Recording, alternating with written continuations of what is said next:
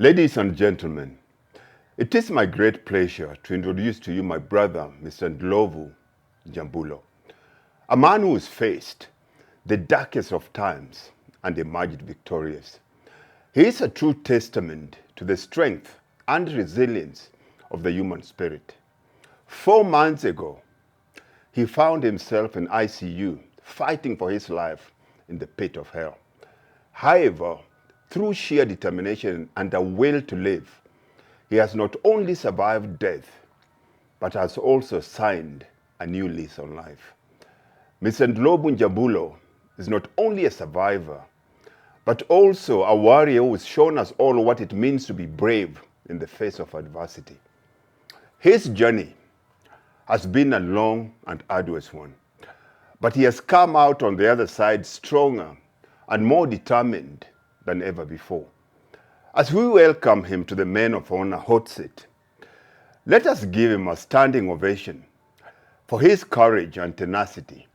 Mr. Ndlovu Njabulo, you are a true inspiration to us all, and we are honored to have you with us today. Welcome to the show, my brother. Thank you, brother. Only if I had the same voice that you have. Very commanding.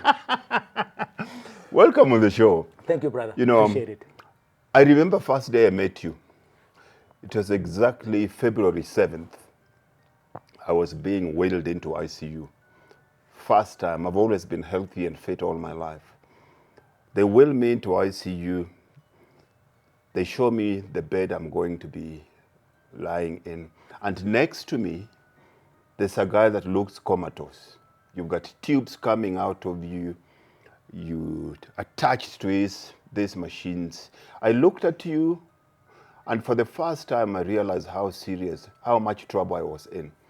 And the immediate thing I did, I took my face mask and I covered my eyes and I lied down and I said, if I open my eyes and he's still here, I'm going to make it.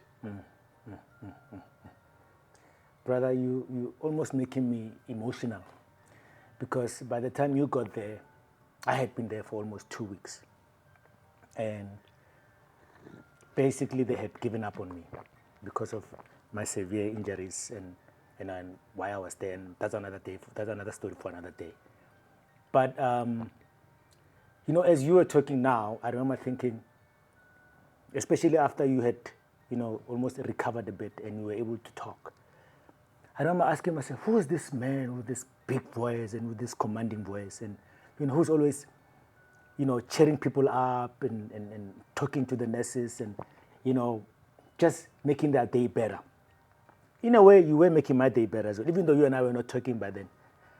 And it made me reflect on quite a few things. I mean, it made me reflect on my faith.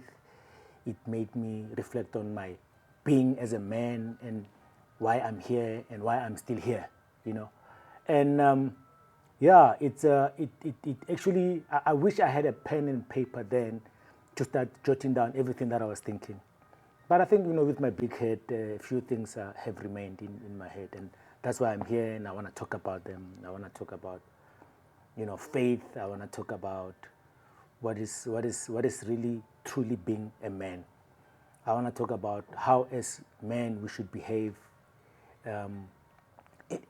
Look, in a natural way as well, how we should treat our fellow human beings, not only women, but also how we should treat our men, fellow human ladies as well, our kids, basically people that we interact on a daily basis, including the nurses and the doctors, because sometimes, there was an element of what seemed to be harshness and them pushing you too hard, and how you should react when, because I think the ultimate goal for them or objective was to try and help us. But sometimes it seemed they were a little harsh on us, understandably so, because sometimes you need to be pushed a bit. Tough love. Tough love, that's what they gave us. Yeah. So look, I can go on, brother. But you see, I remember when I started talking to the nurses, sure. And I whispered to the nurse, asked him, what's wrong? Yeah. And they told me why you were there. Sure. And they said, ask them, how is he doing? Sure. He said he's not doing well. Yeah. he's struggling. Yeah. And so I asked, and my question was, because I didn't know, Sure. how is he eating with that thing Yeah. in his Yeah. mouth? They say he's not eating. They are feeding him intravenously. And how long has he not eaten? Said he can't eat solid foods. Yeah. And at that point, I made Yeah. it my mission. I want this man to eat. Yeah. Because if you do not eat, what happens? You get eaten. I got that from you. You know, eat or be eaten. You know, so yeah, brother. I remember everything. And look, you know, we can. It's almost like a war story. We can talk about it now because we came out alive, right? But when we were there, it was tough. You know, you also gave me a bit of tough love because, I mean, there were times that I was like, nah, brother, look, I'll eat later. But look, you have to eat or you're going to be eaten with your big commanding voice, the gentle giant. So when I look back, I still say thank you. I still say thank you. It was through, you know, obviously his grace and mercy, through people's prayers, through you pushing me as well, and through me looking at you as they were taking you for walks when I was still stuck on my bed. And then every day you would, you know, single out a single nurse and say, look, I'm doing this for you today, you know. And every day you were doing it for somebody else. And then I could see the progression and the progress as you did that every day. And I remember thinking, my time will come. My turn will come. And I will also get where this man is. I remember when I saw you take your first step. Yes. You know. Gingerly so. Yeah, I saw you take Yeah. your first step. And I called, I remember that day it was, the sister's name was, I can't remember. She's a very energetic girl. I can't remember. Yes. But she came and I told her, get these things off me. Yeah. Because I have to go talk to that man. Sure. You know? Yeah. She said, but you're not allowed to. Yeah. We can't take you off these contraptions anymore. Yeah. I need to go tell that man that he's doing well. Yeah, And I remember you took like 2 steps and you came back to bed. I mean, that's all that I did. Yeah, and I'm like, hey, I need to talk to him. Yeah, And yeah. I'm not going to talk to him, me being Sure. on my back. Yes. I need to be talking to him standing. Sure. And tell him that I'm very proud Yeah. of what you've done. Yes. Now, you going into hospital, that was a very testing time. It was. What are the most things, what areas of your life did you get tested in? Because I'll say the first easy thing for people is at that point you can't provide. Absolutely. Look, it tested me on so many levels. I mean, that episode on its own touched so many cores. It touched on my faith. It touched on my ability as a man to provide for your family. It touched on how many people were really my friends, people who cared about me. It also touched on me, on my masculinity as a man, because you know, when you're growing up, especially, look, I'm 47 years old, right? Young. So, young, thank you. And when I reflect on how I grew up and the kind of relationship that I had with my father and the kind of relationship that I'm trying to have with my kids, it's almost like you're trying to change the trajectory of your life in a positive way. Let me start with my faith. Brother, I had been agnostic for the longest time, probably about more than 30 years. In fact, when I got into my teens, I started questioning this whole Christianity religion. The people that don't understand agnostic, what do you mean by that? So agnostic means basically I don't have enough evidence on this side or on this side, right? So I don't have enough evidence that he exists, but I also don't have enough evidence that he doesn't exist. So I'm caught in the middle, so I'm just taking life as it is, but I don't have anything to hold on to. So I'm in the middle, you know. Look, I'm not an atheist. I wasn't an atheist. So basically that's where I was then, right? But then when I was there... This is in your teens now. I was probably 14, 15 years old, and I was like, nah, look, show me proof. Show me the receipts. Nobody could show me the receipts on either side, you know. So I walked away. I walked away, even though, remember now, obviously, with us, as you grow up, you go to church, you get baptized, I mean, those are the natural things that we thought would happen. But then once you become aware of yourself, then you start questioning a few things. That's when I did. I questioned a few things and I was like, nah, I'm walking away from this. So for the next 30 years or so, I was just living my life, just carrying on with life and just saying, look, it's nature. Nature happens.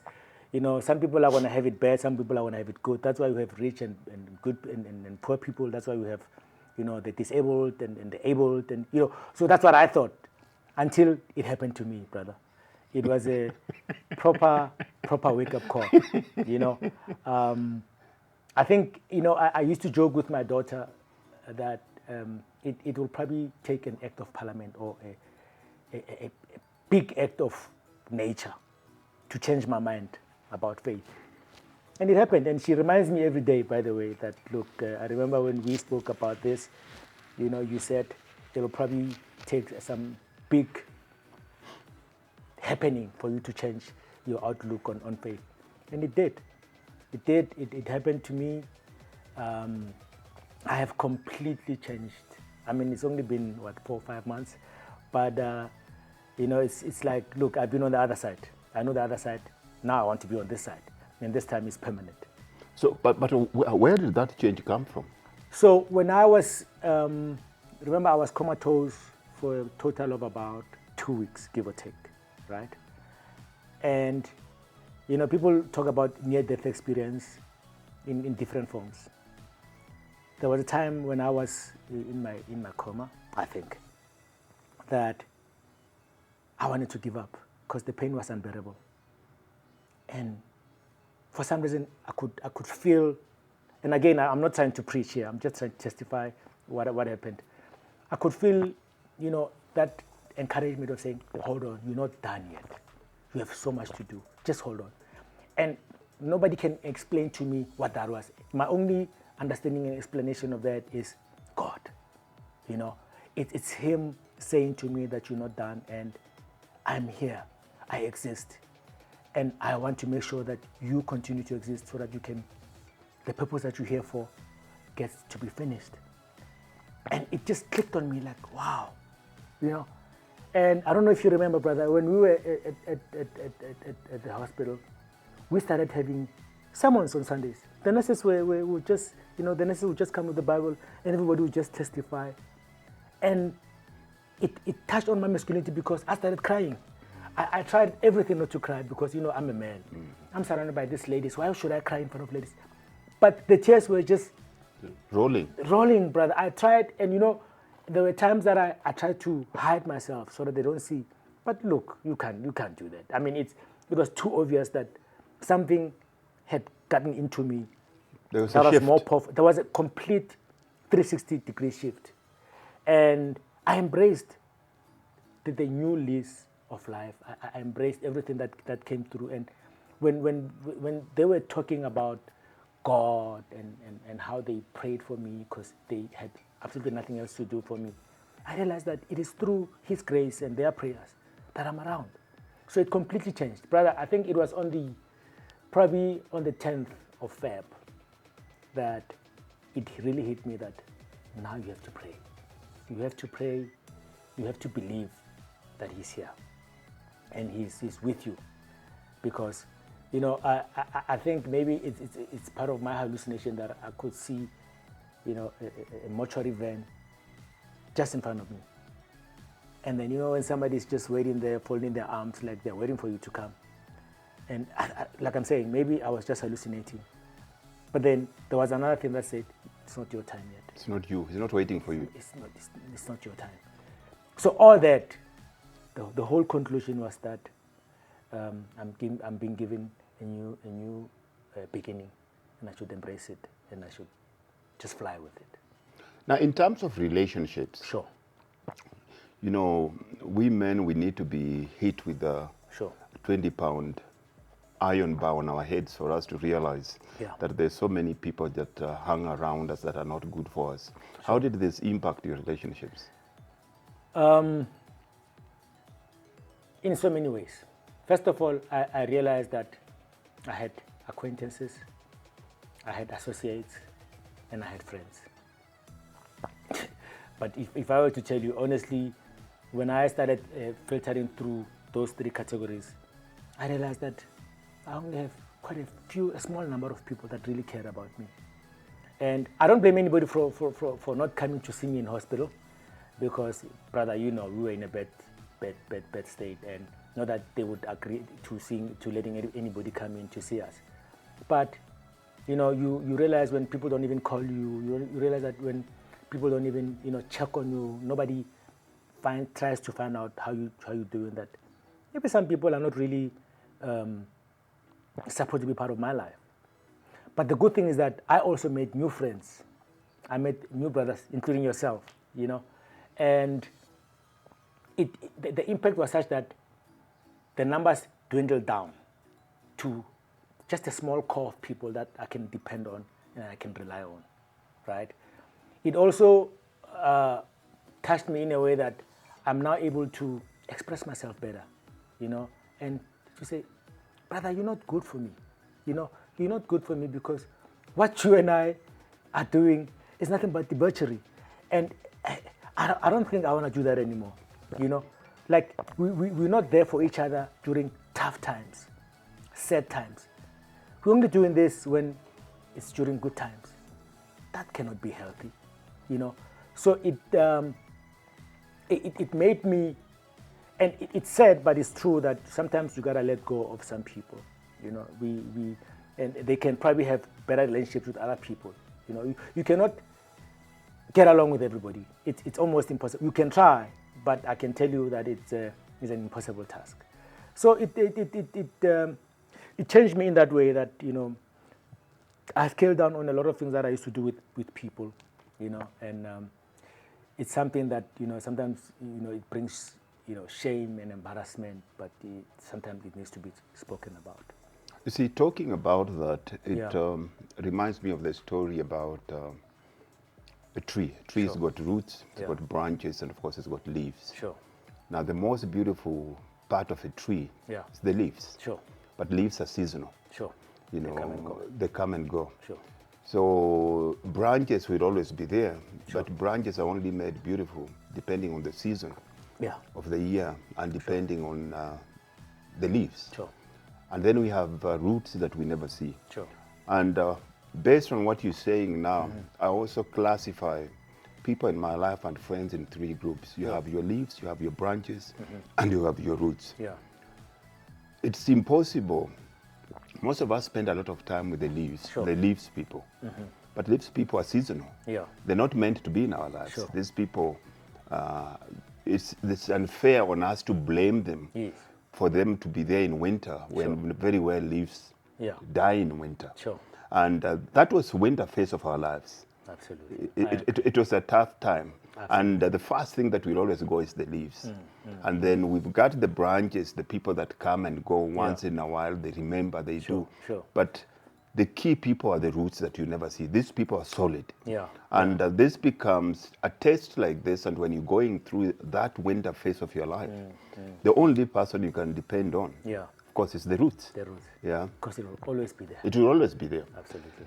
Now, going forward from as a man, when you're lying there, you have young kids, you have a wife, your main source of income has been completely cut off because you're the supporter. What was going through your head? And after that, what lessons did you learn that in case this happens to you, you don't have to worry about that? Brother, first of all, I need to give a shout out to my wife. She holds the fort for us. She basically, kept the flames going when I was down, right? And I'm saying this because she literally took over from where I left off. She didn't know what to do, but she found a way to do it. So big ups to women. Their tenacity is unbelievable. That's number one. Number two, when I was lying there, I remember thinking to myself, what am I going to do? What's going to become of my family? But then again, it took me back to faith. God showed me the way. God hold my hand, give me the wisdom to make the right decisions. And again, please, I'm not trying to preach, I believe in what you believe. But my belief stemmed from there. I held on to that, look, I don't know what I'm going to do, but you will show me the way, right?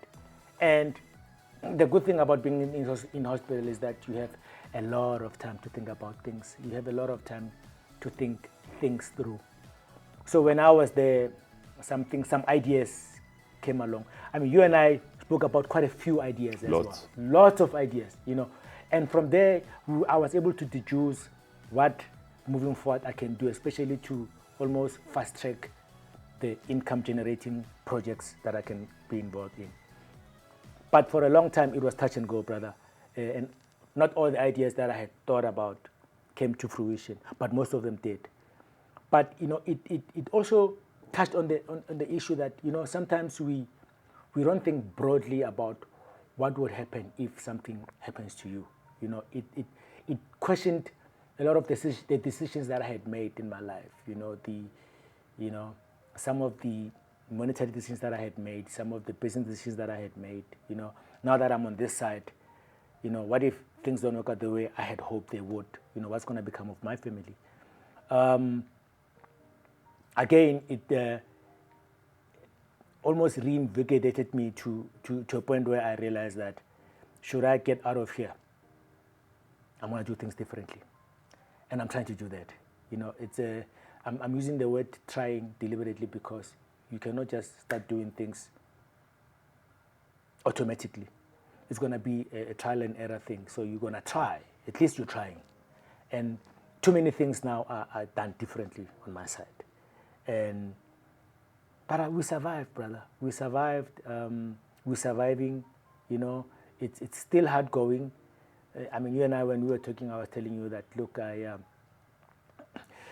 I'm definitely going to make time to come talk to you, but at the same time, I also have things that I have to do, you know.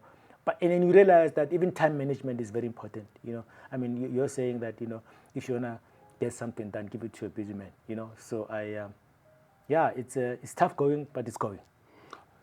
If you look at this, there's Sure. a blessing. Yeah. I mean, what we were going through, Yeah. and today is all about you, what you are going through Yeah. will be one of the lowest, toughest times of your life. Absolutely. But when you look back, you find it was also a blessing in disguise. Big blessing. Yeah. Now, a lot of people, and especially men, go Yeah. through life without context. Sure. And without having two versions where they can do comparisons. Sure. Now, I need you to look at the old you. So now, if you look back at the old you, this is a new creature I'm looking at. Sure. This is not the man I saw at the hospital. Sure. You've been born again. Absolutely. In order for you to go to heaven, Yes. you have to be born again. And that Absolutely. doesn't mean going back Absolutely. into your mother's Yes. womb. What advice would you give the old Njabulo, which is most of the men out there? Reflect. Think things through. Be careful what you say, how you say it, and where you say it. Introspect a lot. Be circumspect in what you do. Be more caring. Tell people that you love them, especially people that are close to you. It's okay to cry. It's okay to seek help. It's okay to hug another man and tell him that you love him. It's okay to be sad. It's okay to show your emotions, especially the sadness. We are all human beings and we make mistakes. Forgive yourself, most importantly. And just live life to the fullest. See, one thing I like about you now, you're not afraid to say, I love you. But it's because of you, brother. It's because of you. You know, I remember, you know, I had the misfortune of you coming in and you leaving me in hospital. You found me in hospital and you left me in hospital. And I don't know if you remember, you know, the day that you left, brother, I had told myself that, look, Steve is going, but he promised that he's going to come back. And I'm just going to shake his hand, I'm going to hug him, I'm going to tell him that I love him, and I'm going to let him go. But brother, I cried, brother. I don't know if you remember. Yeah. You know, I cried so much that I remember there was a guy that was, the cameraman that was basically, you know, documenting you as you were leaving. You even told him to switch off the camera. Because it was just so emotional. And I realized that, look, I think I've always been in touch with my emotions. But they really came out when I was in hospital and after I had left hospital. So it's the emotional part, especially of really showing them and not being embarrassed. I think I'm very grateful, and only because of you, brother. Yes. So the men out there, Sure. what advice are you giving them in terms of should we bring our sons and our daughters differently when it comes to expressing emotions? Absolutely not. So how I look at it, right? Don't be a woman. Why are you crying like a lady? Or why are you crying like a woman? That should stop, right? Don't run like a woman. That should stop, right? We're all human beings, right? And I have a son and I have daughters. I try to treat them differently. If they want to do sport, if they want to do soccer, they can all do soccer. If they want to do gymnastics, they can all do that. There shouldn't be a difference in how you raise your kids, right? It should all be what they love, what they want to do, and then encourage and support them. Either way, I mean, if my son wants to play netball, then he can play netball. If my daughter wants to play soccer, then she can play soccer, right? I try to give them, even though I had always done that, but now, because it's almost like I've been given a second chance, I try to give them hugs as much as I can. I try to tell them how much I love them all the time. I try to encourage them in whatever they do. And it should just be a norm. It's said that we're actually talking about it. This should just be coming naturally. But because we've been brought up differently sometimes, it hasn't been easy for us to hug our fathers, even our mothers, It hasn't been easy for our parents to tell us that they love us, But we should change that. The trajectory should completely change. We should be able to just be open with our kids. I don't think there's anything wrong with showing emotions to your kids, when you're sad or when you're crying and you give them a hug. They should know that it's normal. It's a normal behavior. You shouldn't cry somewhere in a corner, You should show your emotions. You should just embrace your kids, including your partner, obviously. And I'm using the word partner loosely because, it can be your husband, it can be your wife, So that should just be the norm. It shouldn't be the exception. I think the last thing we want to touch on here is the relationship between black men and black women. Sure. Is in a very bad state. Absolutely. I agree. What advice, and from your lessons now that you've Sure. learned from this, Yeah. what are some of the values that you've learned through the pit of hell that you've been through that helps you strengthen the bond between you and your partner? Brother, we give our women, our black women, a lot of burden to carry, and that should stop. Burden in a sense that we cheat on them. We don't treat them right. We don't do right by them.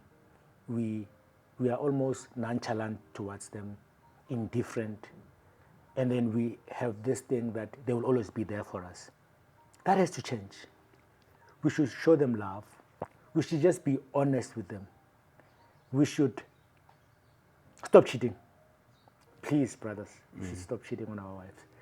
We should help them out. I had taken a lot of advantage of my wife in so many ways. I mean, now when she's taking care of the kids in terms of bathing them, I try to help them, because there were times that I would just say, women, you do it, right? Cooking, I can't cook, but I try to help out with cleaning the kitchen, for example. I try to be as involved. So this might look like small things, but it helps. It helps. So let's just change our attitude towards our fellow women. As my brother here was saying, the relationship between the black man and the black woman in general is in a very bad state. And as he says, most of us take advantage of our queens. And simply, the simple reason for that is anything or anyone that does not know his value will always end up abusing himself.